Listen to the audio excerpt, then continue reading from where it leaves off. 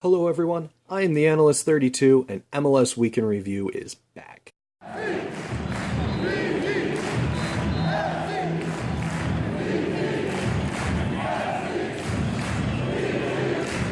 Hello everyone, welcome back.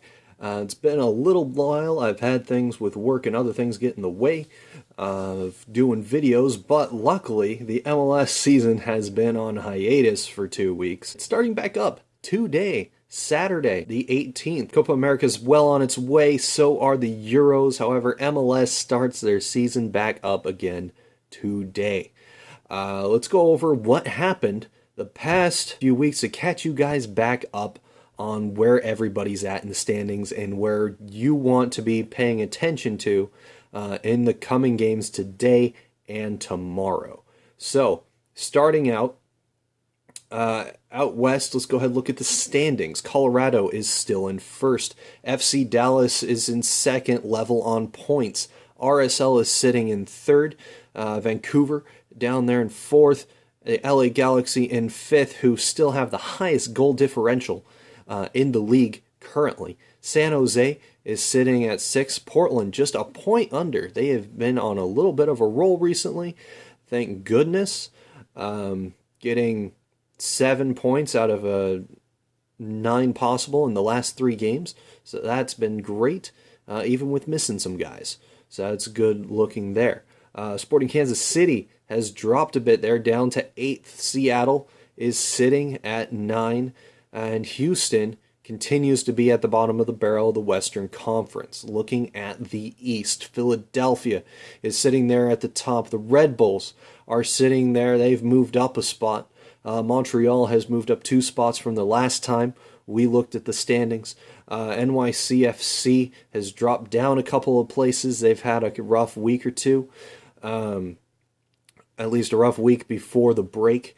Toronto has dropped down a spot as well. DC United has jumped back up above the red line.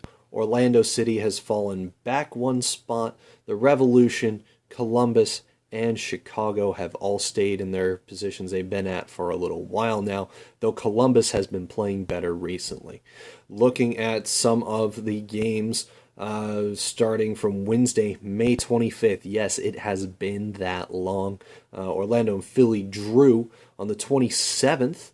You had the likes of Sporting Kansas City losing to DC United 1-0. On the 28th, the day after the Sporting Kansas City DC United match, Vancouver and Houston drew. The Red Bulls beat Toronto 3-0 in convincing fashion at Red Bull Arena. Columbus beat RSL 4-3. The Revolution got a much-needed 3 points against Seattle. Montreal got a huge 3 points from one of the most informed teams right now in MLS, in the LA Galaxy. Chicago and Portland drew. Colorado and Philadelphia drew, which was a battle between 2 of the top teams in MLS. San Jose and FC Dallas drew. NYCFC on the 29th drew with Orlando. So on the 1st of June, it was Philly beating Columbus 3-2. It was DC United then losing to Seattle 2-0. And Portland beat San Jose on the 1st 1-0. On the 2nd of June, which was the last day before our break, you also had NYCFC losing to RSL at home, which continues to be a big issue for NYCFC. Their home form at Yankee Stadium has been rather pathetic, to say the least. The smaller pitch seems to really confine them and let teams really just sit back and defend and really just buckle in when they need to, compared to what NYCFC is trying to do most of the time and playing from behind and grabbing some goals, even if David Villa has been playing quite well for them. FC Dallas drew with Houston 1-1 in the Texas rivalry, and the Galaxy and Sporting Kansas City drew as well. Looking at the top scorers for MLS heading into the break, David Villa had gotten into double digits, the first to do so in MLS.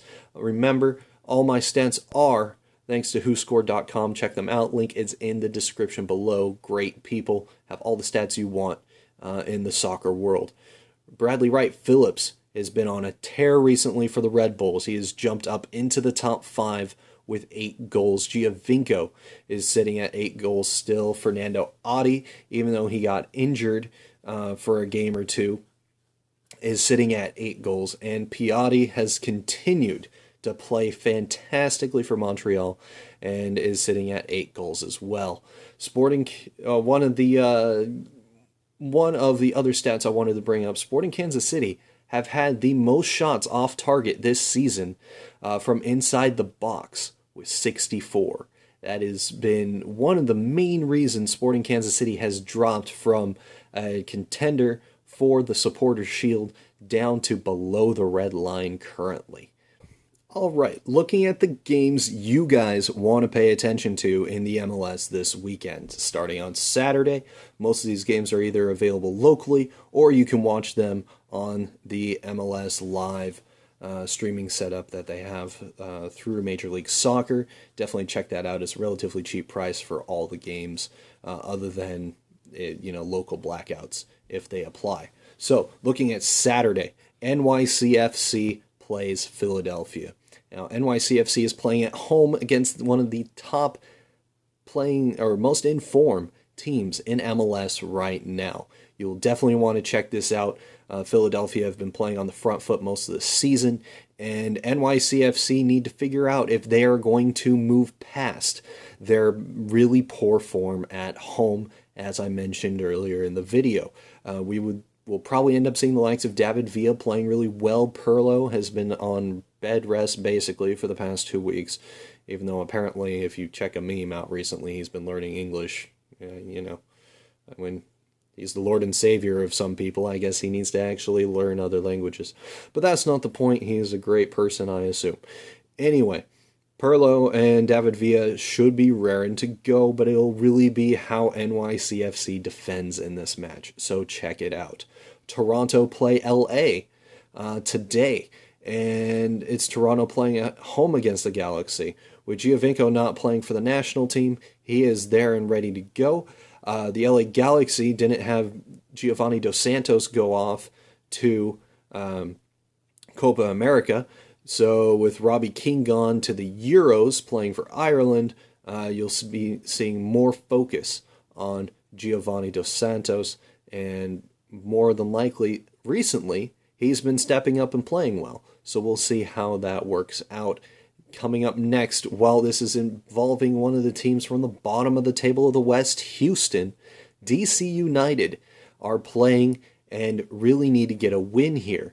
3 points would really start to solidify their spot as a top 6 team in the East, and it would really bring some calm for their fan base, to say the least. Houston could also bounce back, being that they're going to be getting their star striker back from his stint in Copa America for Jamaica, I believe. This should be a good match. Pay attention to it, and we'll see how DC United plays here. RSL play Portland tonight, the match I will be mostly paying attention to myself. It's at Rio Tinto Stadium, which has only been like the 5th match at Rio Tinto this year for RSL, crazy enough. They're without Beckerman, they're without a couple other players. Crazy enough, I think we saw Nick Raimondo being like an assistant coach for the U.S. national team up in Seattle. He's probably just flown back for this. Portland has pretty much everybody except for Nagby, and I believe Kouarse is still injured. However, we're getting Alvis Powell back, so this is definitely something you want to pay attention to. It'll be interesting to see how our back line lines up. We did get that U.S. Open Cup win earlier in the week, with really only playing the main spine of our team against San Jose. So it'll be interesting to take a gander at this match. On Sunday, 2 big matches. Sporting Kansas City plays FC Dallas. Sporting Kansas City is still without Zusi and still without Beasler. It'll be interesting to see if they can put up a decent fight against an FC Dallas team that has been in form and playing pretty well, especially with the likes of Hollingshead, who's been playing really great out of the back.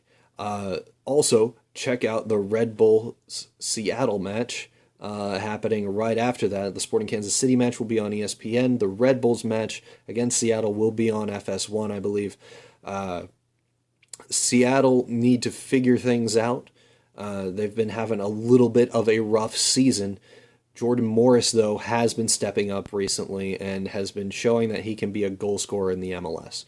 And also, Bradley Wright Phillips, as I mentioned earlier in our top 5 scorers, has been in form and playing really well. So check that out. Anyway, this has been the return of MLS Week in Review. Thank you for watching. You can follow me on Twitter at TheAnalyst32. You can like and subscribe to this channel if you enjoy the content. Make sure to let me know what you think about MLS going forward. What are the good teams? Who are the players you're wanting to watch?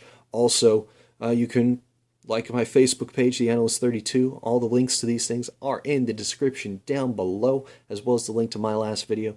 And I will see you guys on the other side of the pitch. Go enjoy some soccer this weekend.